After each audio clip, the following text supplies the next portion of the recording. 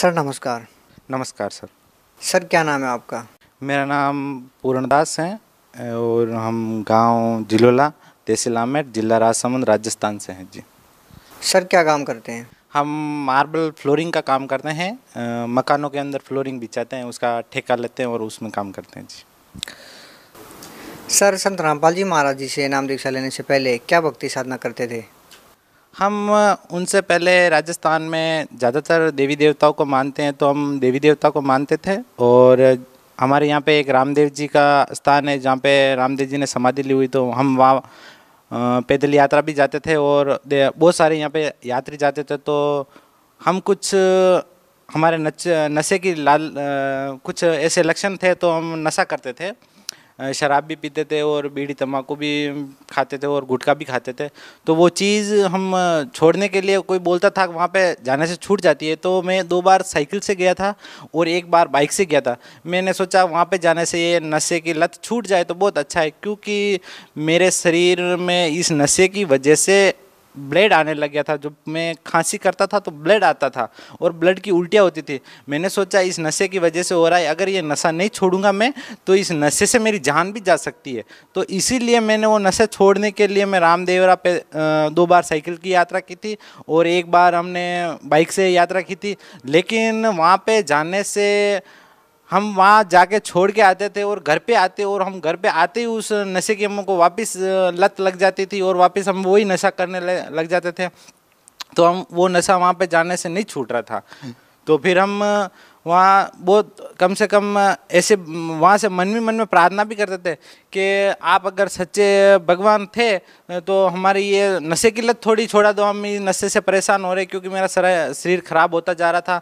और मेरे को पता था कि अगर मैं ये नशा साल भर और करूँगा तो मेरा शरीर छूट जाएगा। और मैं इस ब्लड से परेशान हो गया था। ब्लड आता था सुबह सुबह, जैसे ही उठता था और खांसी आती थी तो खांसी के साथ में इतना इतना बड़े बड़े ब्लड के डले पड़ते थे। मैंने सोचा ऐसे ब्लड निकलेगा तो मैं जान से चला जाऊंगा।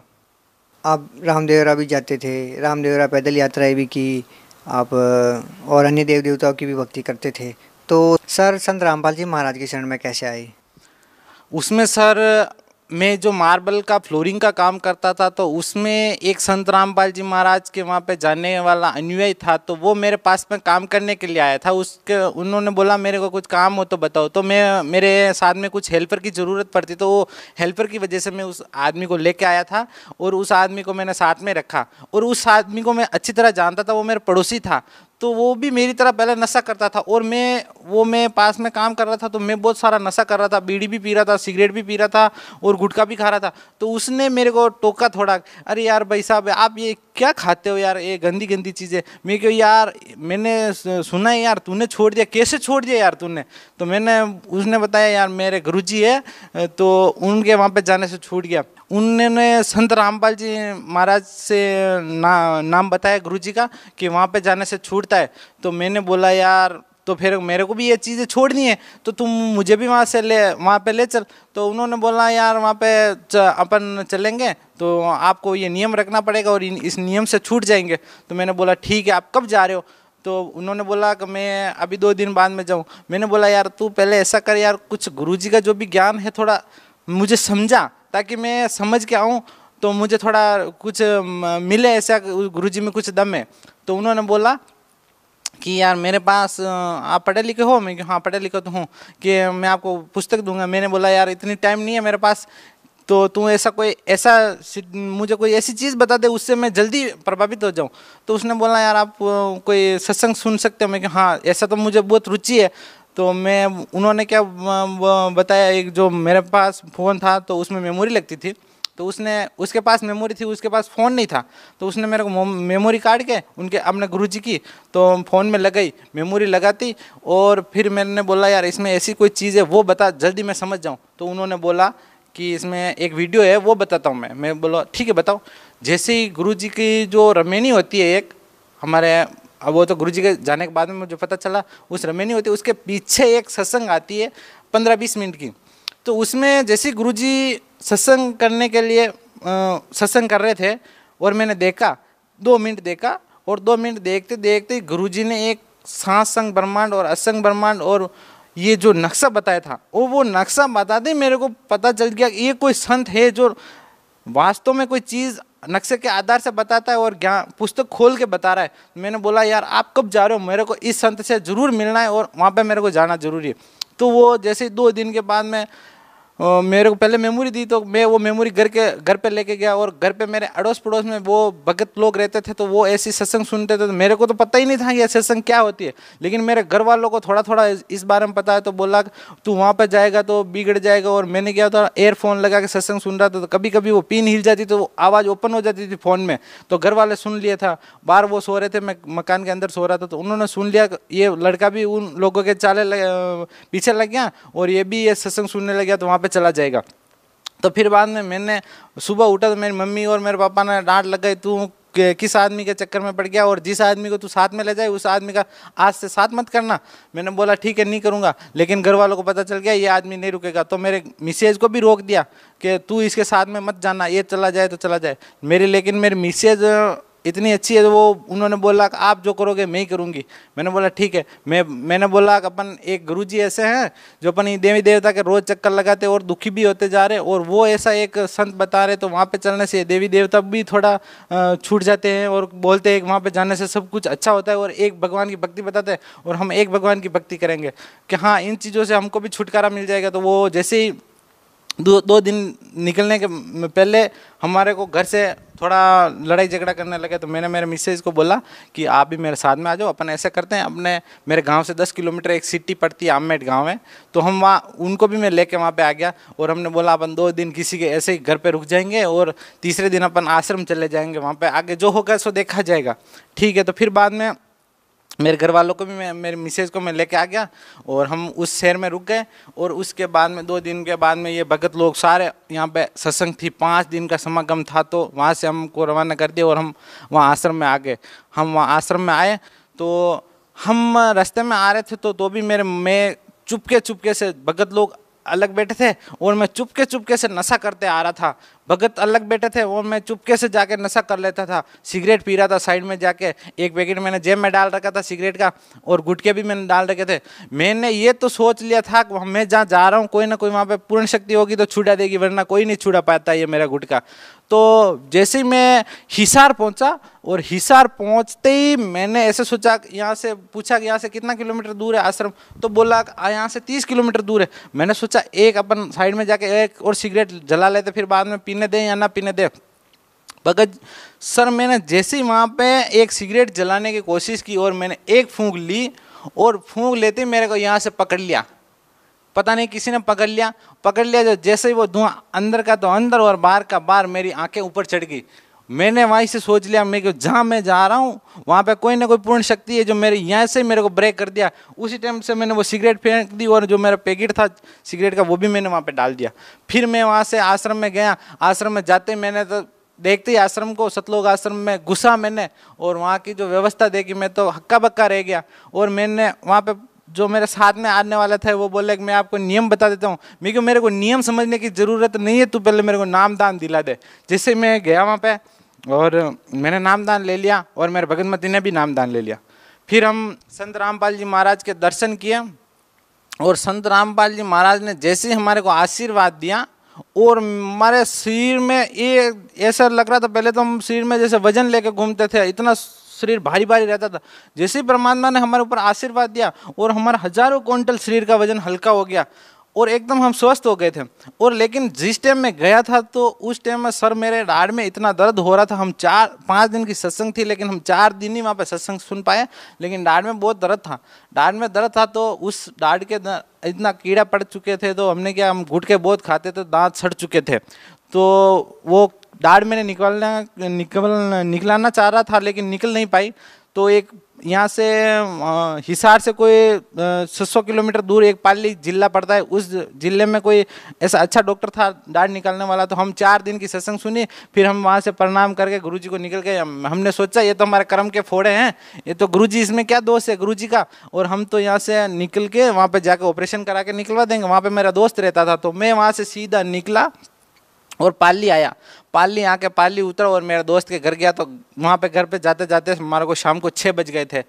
तो वहाँ पे गए और मेरे दोस्त ने बोला खाना क्या बनाऊँ, मैंने बोला यार खाना जो भी हो बोला बना दे, तू मेरे मुंह से खा नहीं पा रहा हूँ मैं, और जो भी हो तू जो चीज़ बनाएगी। वो क्या बोला, मैं हमारे इधर में एक मक्के की रोटी बना दी, तो वो मक्के की रोटी बनाई उसने और सब्जी बनाई, तो हमने खाने में खाना परोस दिया था।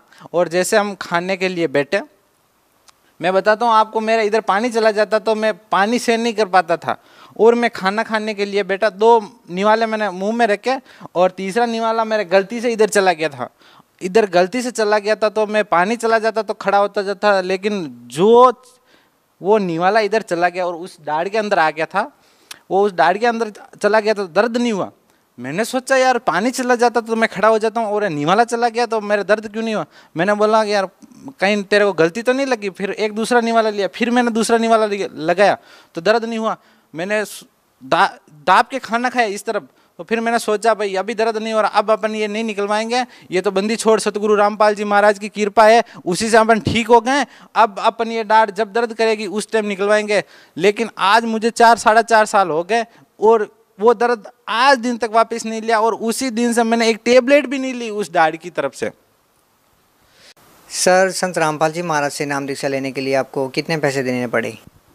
सर जी वहाँ पे कोई हमारे से फीस नहीं ली गई है, और हमारे को तो जो हमारे साथ में आने वाले थे तो वो हमारे को इस तरह व्यवहार कर रहे थे कि जो कभी मेरे भाई ने भी मेरे साथ व्यवहार नहीं किया।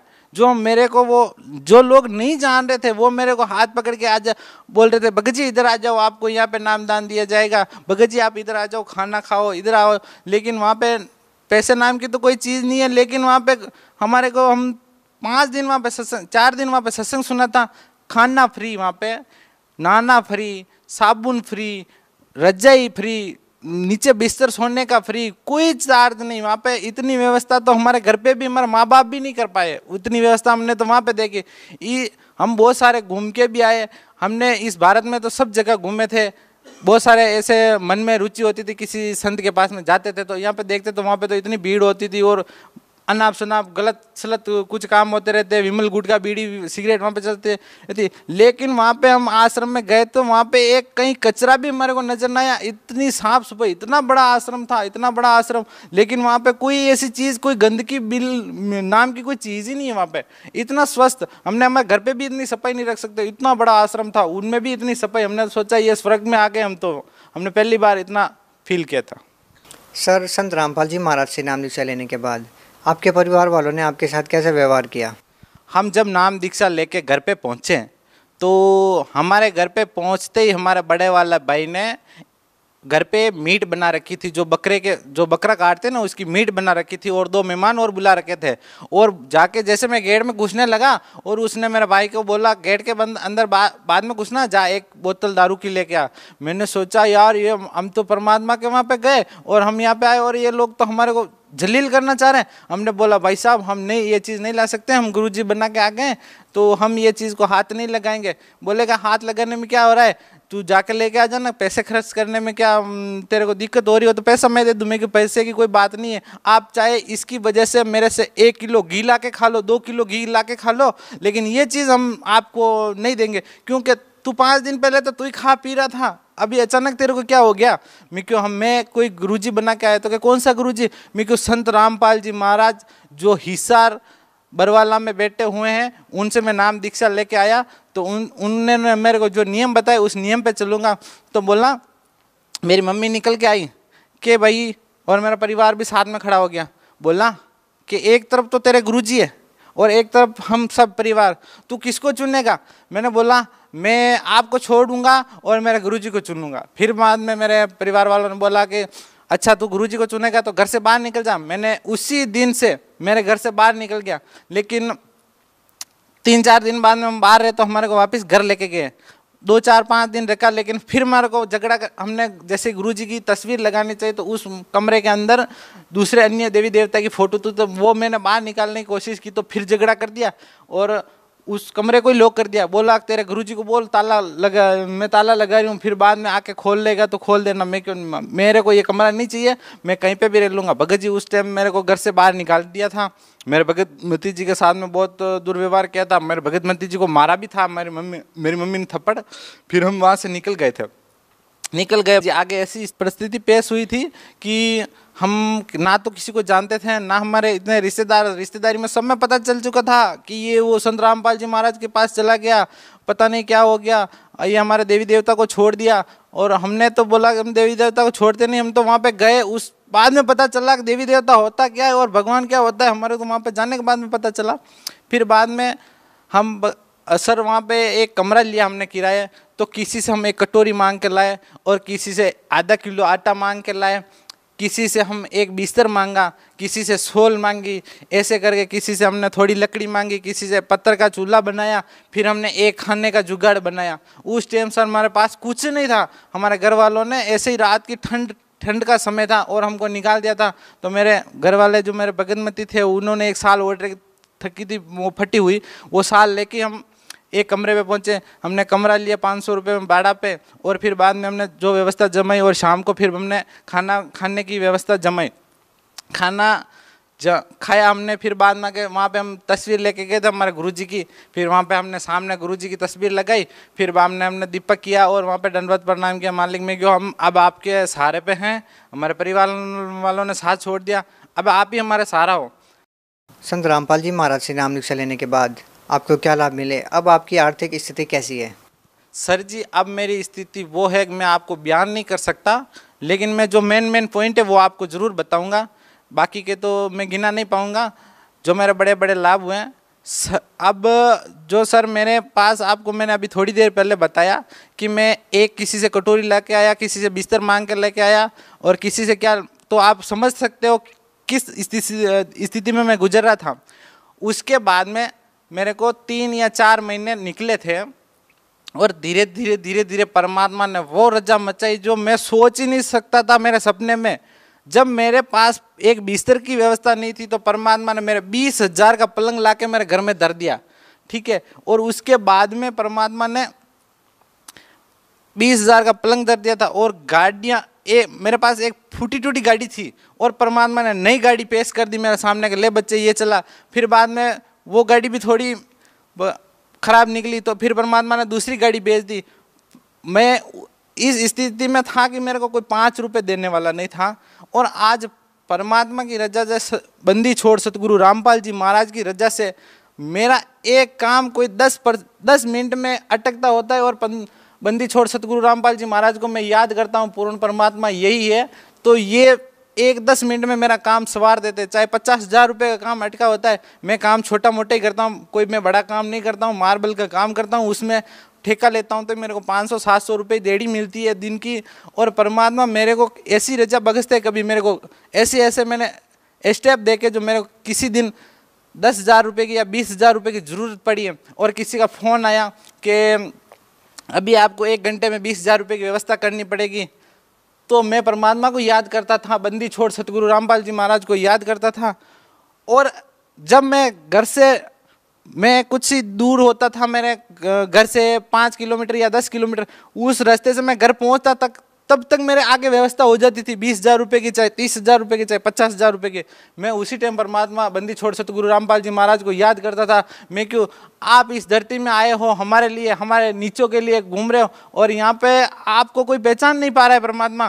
तो उस टाइम हमारा बहुत फीलिंग होती है और कभी कभी आंखों में आंसू निकल आते हैं भगत जी कि ये जो परमात्मा हमारे लिए यहाँ पे दुख देख रहे हैं और ये पब्लिक है, आम पब्लिक ये नहीं समझ पा रही है कि भाई ये कौन है।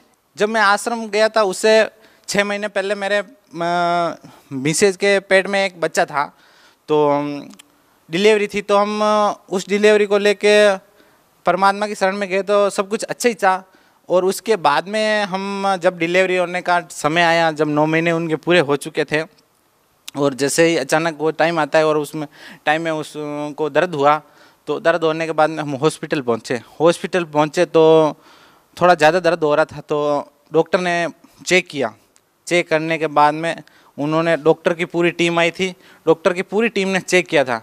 चेक करने के बाद में वो जहाँ पे हॉस्पिटल था तो वो छोटा था, हमारे तहसील वाइज का हॉस्पिटल था तो वो छोटा था, तो वहाँ पे डिलीवरी का सही डिलीवरी नहीं होने के कारण वो बोल रहे थे कि आप आगे एक बड़ा ज़िला है उदयपुर, तो उस उदयपुर लेके पहुँचो और इस बच्चे जो इसके पेट के अंदर जो बच्चा है वो खारिज हो चुका है। मैंने बोला यार बच्चा खारिज हो चुका है तो मेरे अंदर विश्वास नहीं हो रहा था कि बच्चा खारिज कैसे हो सकता है। हमने पहले सोनोग्राफी करवाई, उसमें अच्छा था, सब कुछ रेडी था। तो मैंने बोला बच्चा मर कैसे सकता है पेट के अंदर।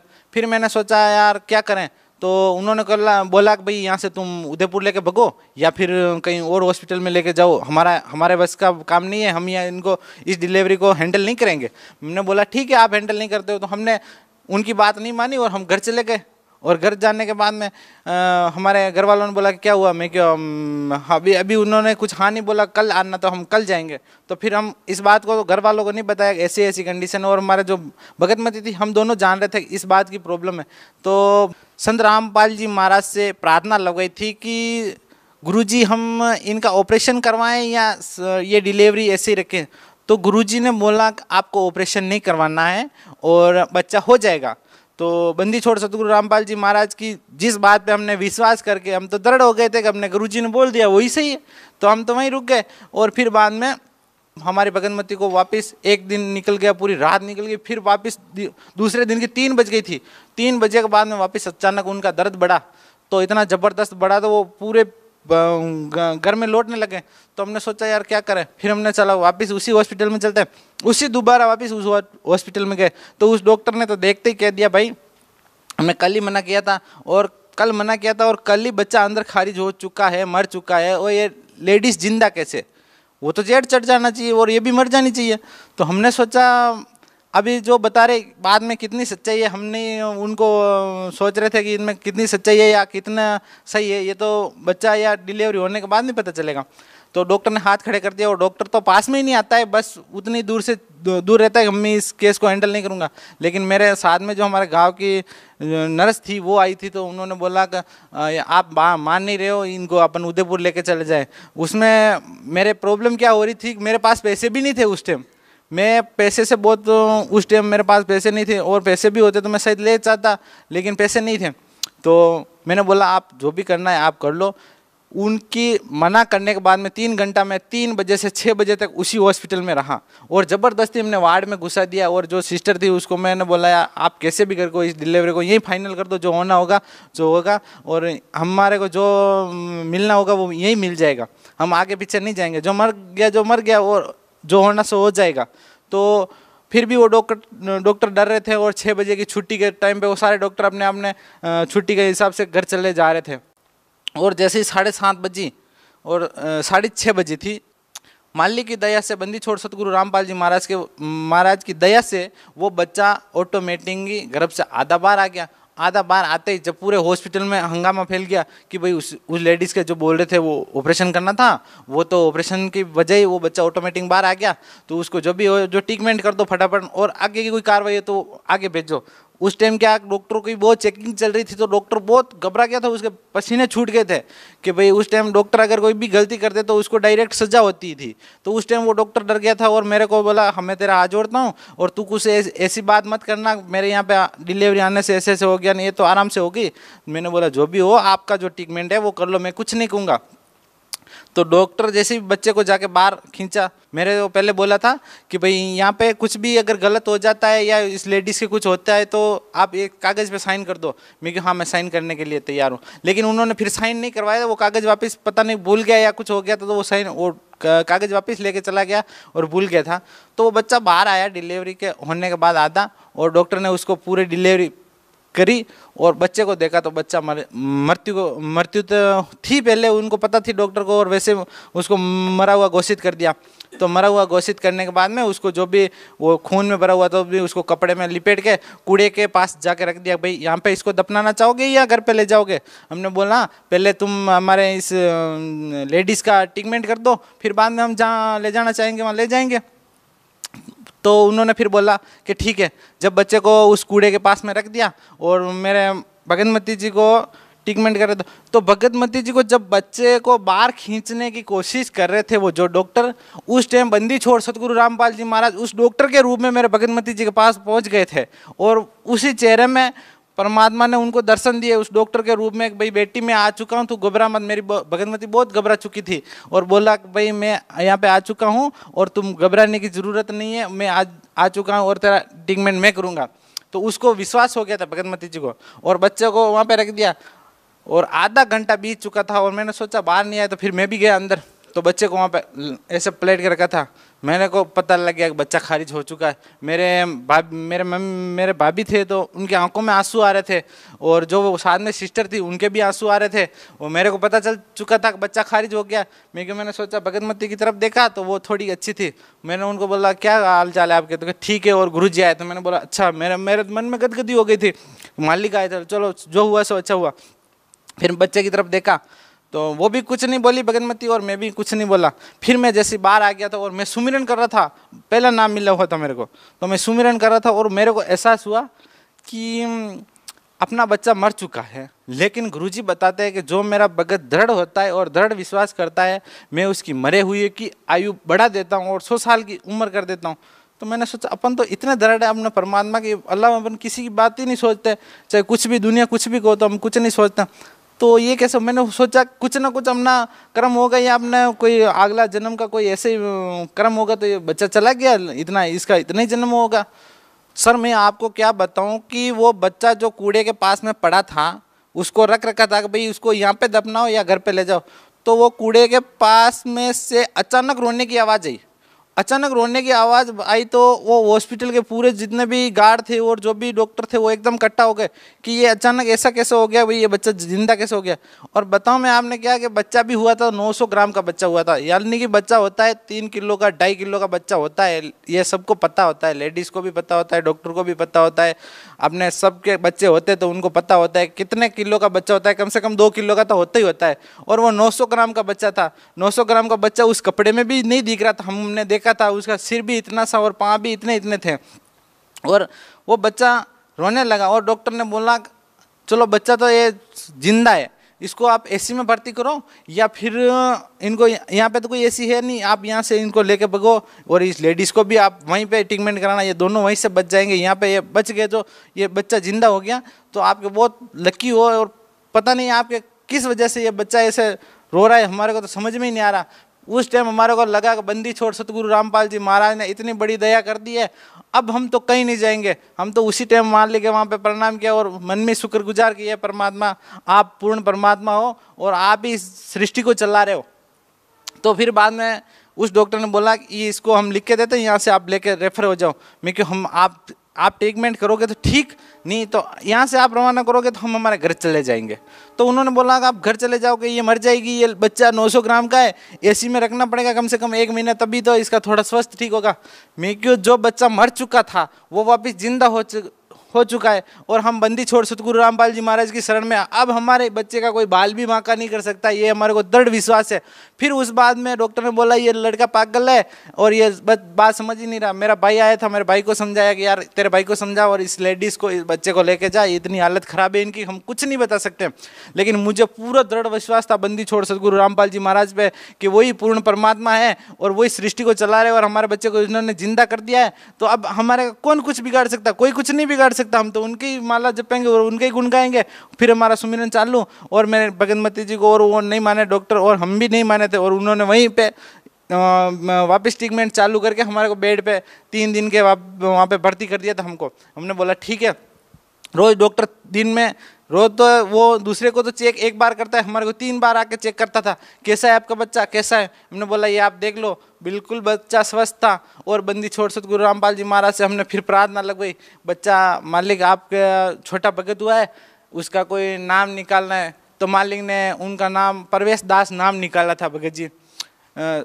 तो हम उनको लेके 18 दिन का हो चुका था, और 18 दिन के बाद में हम रह नहीं पा रहे थे, क्योंकि हम परमात्मा के दर्शन करने चाहते थे बंदी छोड़ सतगुरु रामपाल जी महाराज के, कि हम एक बार परमात्मा के दर्शन हो जाए, इस बच्चे को भी अपन हाथ दिला दें मालिक का, तो इनका जो भी कुछ आगे का भविष्य होगा वो थोड़े अच्छा हो जाएगा। हमारे को बच्चे की चांस नहीं थी उस बच्चे की। तो हमने चला अपन एक बार चले सतलोक आश्रम और वहाँ पे जाके परमात्मा से आशीर्वाद दिला देते तो बहुत अच्छा रहेगा। तो हम वहाँ पे आए और आते ही हम आश्रम की लाइन में लगे थे। इधर लेडीज़ की लाइन लगती और इधर जेंट्स की, तो मैं तो जेंट्स की लाइन में लग गया था और लेडीज़ की लाइन में उस मेरी भगतमती जी को बोला, मैंने गुरुजी से हाथ सिर पे एक बार आशीर्वाद दिला दे मालिक का। तो जैसे मेरी भगतमती गुरुजी के सामने गई। गुरुजी इतने दूर खड़े थे, जैसे ही बच्चे को देख के हंसते हंसते हंसते हंसते आ रहे, दूसरे को आशीर्वाद देते देते आ रहे, और जैसे ही आए और बच्चे को पकड़ के बोला, परवेश दास क्या हालचाल है। और उसी टाइम मेरे भगतमती की जो जमीन, पाँव से जमीन खिसक गई थी कि बच्चे का नाम फोन से निकाला बंदी छोड़ सतगुरु रामपाल जी महाराज ने, और यहाँ पे आश्रम में आते ही उस 18 दिन को बच्चे को कैसे पहचान लिया। उसी दिन हमको पता लग गया था ये बंदी छोड़ सतगुरु रामपाल जी महाराज पूर्ण ब्रह्म कबीर साहिब के अवतार में यहाँ पे बरवाला में आए हुए हैं, और यही भगवान है, फाइनल गॉड है। उसके बाद में भगत जी हम इतने खुश हो गए थे, इतने खुश हो गए थे, हमारा भगतमती जी भी इतने खुश हो गए थे कि ये भगवान है। अब अपन चाहे दुनिया रूठ जाए, चाहे पूरा परिवार रूठ जाए, चाहे पूरा ब्रह्मांड रूठ जाए, लेकिन हम इन परमात्मा को नहीं छोड़ेंगे, कभी मरते दम तक नहीं छोड़ेंगे। सर भगत समाज को क्या संदेश देना चाहते हैं? भगत समाज को मैं यही संदेश देना चाहता हूँ कि बंदी छोड़ सतगुरु रामपाल जी महाराज कोई आम इंसान नहीं है, ये पूर्ण परमात्मा, ये पूर्ण ब्रह्म है। ये सतलोक से चल के हमारे लिए, हमारे को पार करने के लिए आए।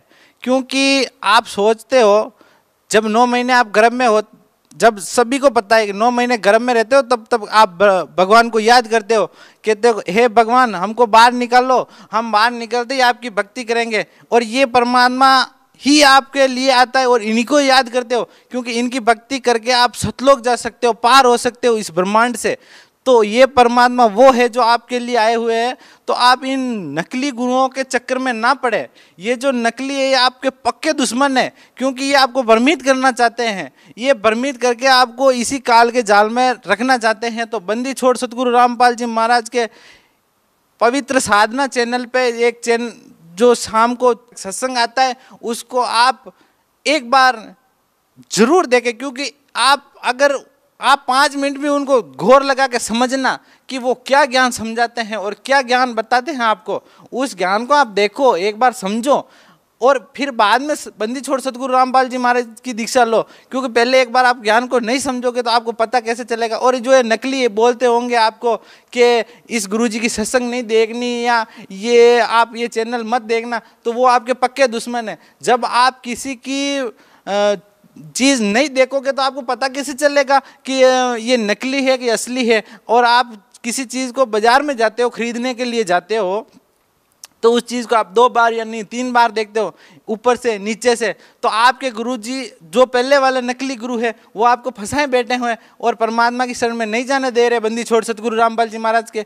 तो आप उनसे हट के एक बार साधना चैनल जरूर देखें, ताकि उस साधना चैनल पे परमात्मा आपको प्रवचन देते होंगे, सभी शास्त्रों का आपको सामने प्रमाण बताएंगे, एक एक चीज़ का आपको 10-10 बार प्रमाण बता के सिद्ध करेंगे कि बच्चों ये चीज़ यह है और ये चीज़ यह है। ये जो नकली है इनकी दुकानें बंद होने जा रही है, इसीलिए ये आपको भ्रमित करना चाहते हैं और ये आपको रोकना चाहते हैं। सर जब आप सतलोक आश्रम बरवाला में जाते थे तो आपको कैसा महसूस होता था? सर जी हमारे को वहाँ पे ऐसा महसूस होता था कि हम जब यहाँ से हमारे वहाँ पे पहुँचते थे तो हमारा घर परिवार सब कुछ हमारा वहीं दिखाई देता था कि यही है हमारा सब कुछ, कि यहीं रहे हम, कभी कहाँ घर नहीं जाए। लेकिन घर कुछ कमियां वैसी थी कि हम घर ना जाएं तो हमारे परिवार भी थे, तो उनको भी यहाँ पे शरण में लाना है। तो परमात्मा के वहाँ पे हमने अरदास भी लगाई, मालिक हमको यहीं रख लो। मेरे भगतमती जी ने भी अरदास लगाई। जब मैं अरदास नहीं लगाता था, कुछ पैसे भी हमारे इतने 4-5 लाख रुपए, जब हम आश्रम नहीं गए थे उससे पहले 4-5 लाख रुपए हमारा कर्जा भी था। परमात्मा की रजा से वो पता नहीं कैसे कर्जा खत्म हो गया मेरे को, हमारे समझ में ही नहीं आता है कि भाई मैं 500 रुपये कमाने वाला आदमी घर खर्चा चलाऊँ क्या करूँ। लेकिन वो 5 लाख किस रास्ते में गए वो भी मुझे पता नहीं। इतना रजा बकस दी है परमात्मा ने कि उसकी मैं कोई आपको बयान नहीं कर सकता भगत जी। सर संत रामपाल जी महाराज में आपका भी पूर्ण विश्वास है? 101% हमारे को बंदी छोड़ सतगुरु रामपाल जी महाराज पे विश्वास है, क्योंकि हमारे को पता है कि मेरे बच्चे को जिंदा करने वाला ओनली सिर्फ भगवान कर सकता है जिंदा। इस दुनिया में कोई ताकत नहीं है ऐसी जो बच्चे को जिंदा कर दे, मरे हुए की आत्मा वापस ला दे। और उस बच्चे को गई हुई आत्मा को वापस ला के प्रवेश किया, इसीलिए उसका नाम भी प्रवेश दास रख दिया। इसलिए हमको दृढ़ विश्वास है कि वो पूर्ण परमात्मा है और वो इस धरती पे 16 संकोच से चल के आया है हमारे को पार करने के लिए। और ये जो मौका आप चूक गए तो फिर बाद में पछताने के अलावा आपके पास कुछ नहीं रहेगा। ये बंदी छोड़ सतगुरु रामपाल जी महाराज आपको पार करने के लिए आए हैं और इसकी शरण में चले जाओ तो इस जीवन से छुटकारा मिल जाएगा, वरना लक्ष्य 84 में घूमते रहोगे, इस चक्कर में फंसते रहोगे। ये मकड़ी वाला जाला है जो उलझ उलझ के मर जाओगे और आपके पास कोई चांस नहीं है। आप इस दुनिया में आए हो तो एक दिन आपको मरना ही मरना है। ये चाहे माया आप कितनी भी जोड़ लेना, कोटिया बंगला कितना भी बना लेना, एक किसी का ना तो साथ में आई है ना किसी के आने वाली है।